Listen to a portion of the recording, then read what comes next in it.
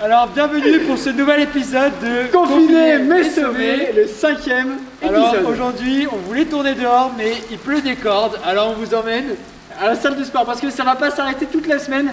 Donc tous nos grands projets de plein air sont renoncés. oui, allez on y va. En attendant, salle de sport. Allez. Cependant, la réalité est un peu différente. Pour être honnête, il devait pleuvoir toute la semaine. Mais en fait, il pleuvait pas le jour du tournage. Regardez comment.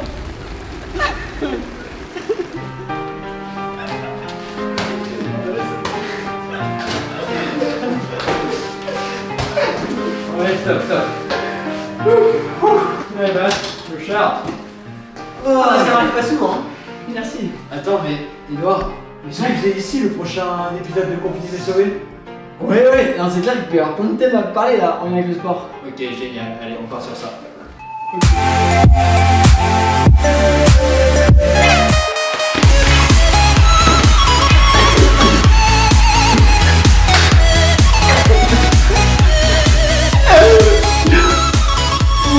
Bon, allez, alors, il faut reconnaître que séminaire, j'ai pas la réputation d'être un grand sportif et je l'assume.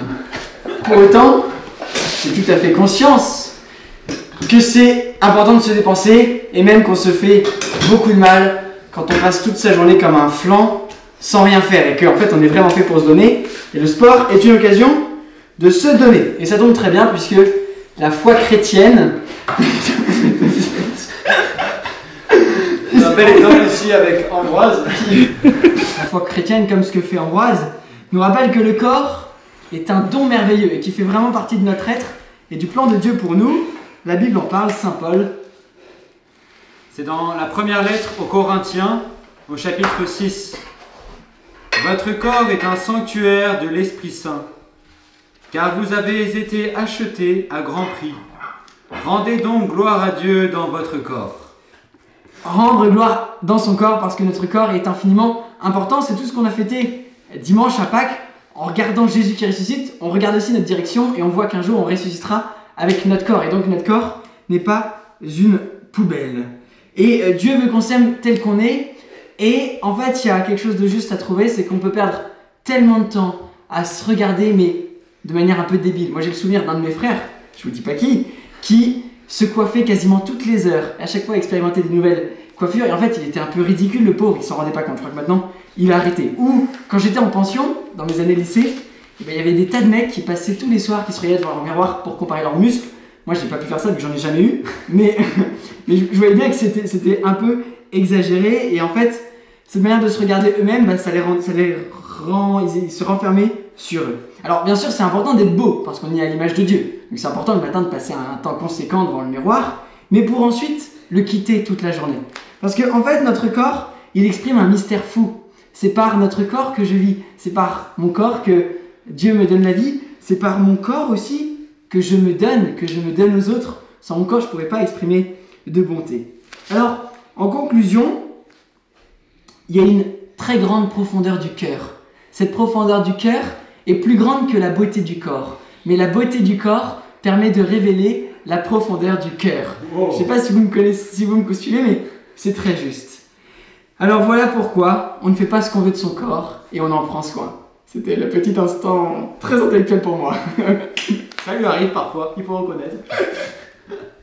Alors, chers jeunes, avant de vous parler de la persévérance, comme vous avez l'habitude maintenant, c'est l'heure de notre invité. Et aujourd'hui, on accueille Carla. Carla, est-ce que tu nous entends? Oui, Génial. Alors merci beaucoup Carla d'être notre invitée de cette semaine. On est gâtés parce qu'on sait que tu as un témoignage fort et qu'on va en profiter. Avant ça, est-ce que tu veux te présenter très rapidement? alors je m'appelle Carla, j'ai 16 ans, je suis en seconde générale et je fais partie de l'aumônerie de Saint-Cyr-sur-Mer depuis 3 ans. D'accord. Pour ceux qui étaient à Lourdes avec nous cette année, Carla, c'est cette jeune fille qui a fait son entrée en catéchuménat. Vous savez, pendant qu'on était plus de 700 jeunes réunis avec Monseigneur Macaire. Et voilà, Carla a fait cette belle entrée en catéchuménat qui avait ému beaucoup de monde. Carla, comment vis-tu ce confinement? Pas très bien comme tout le monde, mais j'ai décidé de pas me laisser pas me laisser abattre par ça et d'en faire une chance d'évoluer encore plus dans la foi et dans mon chemin vers le baptême. D'accord. Est-ce que tu aurais dû être baptisé à Pâques? Ou en tout cas dans Après ces eaux-là? Pâques. Après Ouais. Pâques. D'accord. Et du coup, ça retarde un peu ton baptême. Ben, je pense que ouais, ça va le retarder. Et je préfère... Enfin, je sais pas comment ça se passait encore, mais je préférerais le faire plus tard et le faire bien comme il faut que de le faire comme ça, juste pour le faire, quoi. D'accord. Edouard, tu as une question à lui poser? Après ce témoignage fort, quel est ton message pour les jeunes qui, comme toi, essayent de cheminer vers le Seigneur? Qu'est-ce que tu peux leur conseiller de vivre? Ce que je peux conseiller, c'est à propos du confinement. Je sais pas comment expliquer, Et mais on par- peut prendre une nouvelle Par routine, rapport en à la fait. foi, concrètement, est-ce que Par rapport ça à la peut- foi, moi ça m'a vraiment ressoudée en fait. Ce confinement ça m'a vraiment ressoudée parce que j'ai pris des habitudes que j'avais pas. J'ai pris du temps que j'avais pas aussi. Donc j'en ai profité pour évoluer encore plus que ce que je suis maintenant. Génial. Et est-ce que tu as une belle grâce à nous partager, à partager aux jeunes qui nous suivent? Pendant la semaine de Pâques, enfin les 3 jours de Pâques, pendant toute cette semaine, je prenais 1 heure tous les soirs pour lire plusieurs textes, tout ça. Et j'ai vraiment été D'accord. énormément touchée. Je pourrais même pas vous décrire en fait ce que j'ai ressenti, mais c'était quelque chose de très fort. Et j'étais vraiment Wow. touchée, je me sentais vraiment pas seule et ça m'a fait du bien parce que j'en avais besoin. Génial. Merci Carla pour vraiment ce beau témoignage, comme quoi la parole de Dieu, vraiment, chers jeunes, vous voyez, là vous avez le témoignage de Carla qui a été touchée par cette parole de Dieu et qui nous accompagne. Alors merci Carla, merci pour tout. On prie pour De rien. toi, pour ton cheminement vers le baptême. Et voilà, on espère à très Merci. vite à la fin du confinement. À bientôt. 3.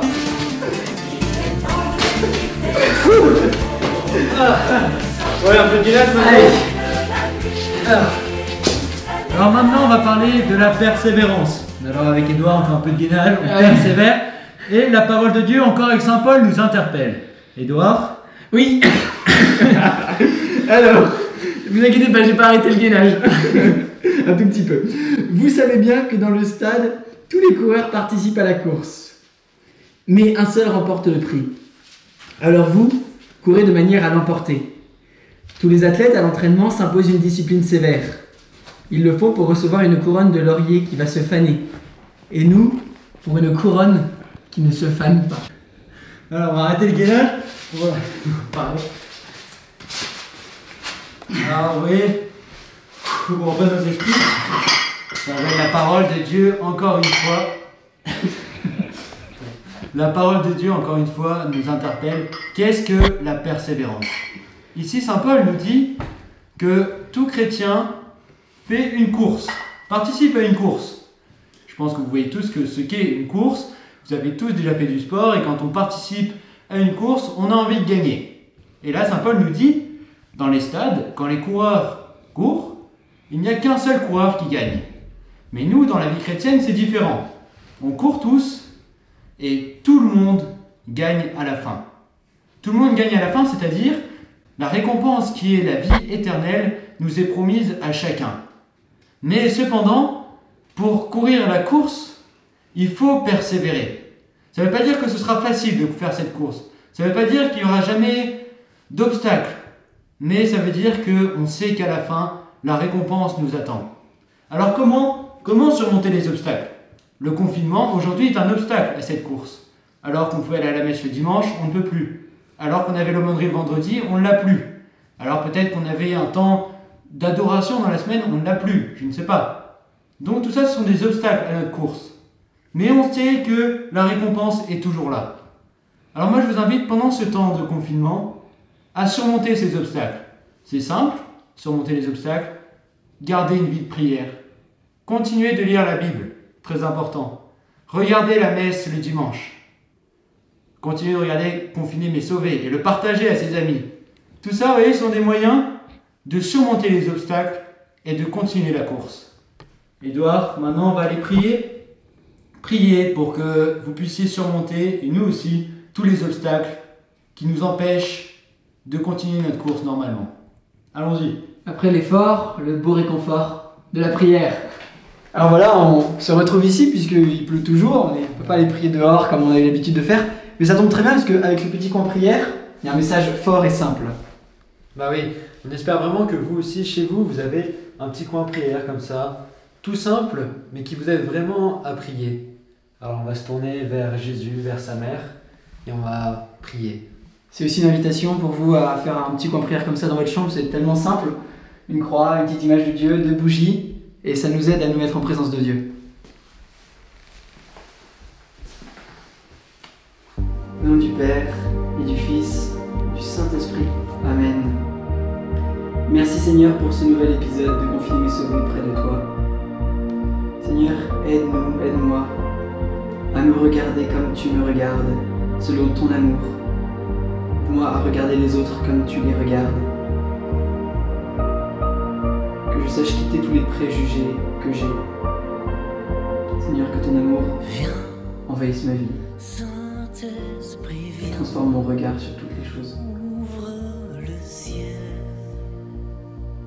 Seigneur Jésus, donne-nous la persévérance pour courir et gagner le prix qui est la vie éternelle. Ne jamais baisser les bras. Donne-nous cette force, Seigneur, de ne jamais abandonner. Et d'être sûr que c'est toi qui nous promets le plus grand bonheur.